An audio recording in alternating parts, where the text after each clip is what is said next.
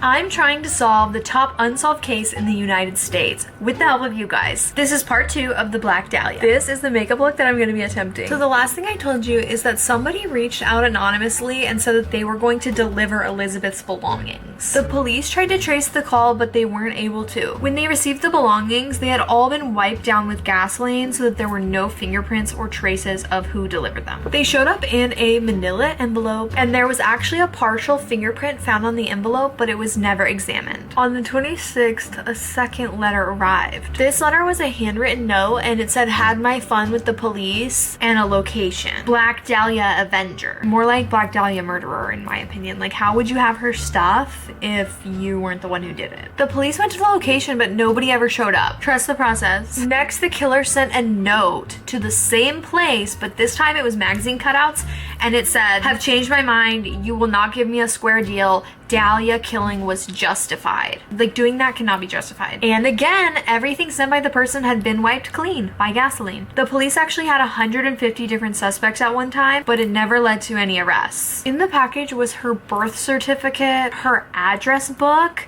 and the address book is the one that was like a big flag, because when police looked into it, it had so many different names of men in it, and on the front cover was a specific man's name, Mark Hansen. But if you were the killer and you had this address book, would you leave your name in it? No. Which is probably why a few of the pages were actually ripped out of the address book. Police knew this, but they looked into everyone in the address book just in case. And specifically, they looked into Mark Hansen, because why was he on the front cover? The LAPD told the Los Angeles Examiner that Mark Hansen was not a suspect. There was no case against him at all. But it is interesting to note that Harry Hansen worked on the Black Dahlia case from day one. I don't know if they're related, but they did have the same last name and lived in the same area. If they are related, that's kind of suspicious, don't you think?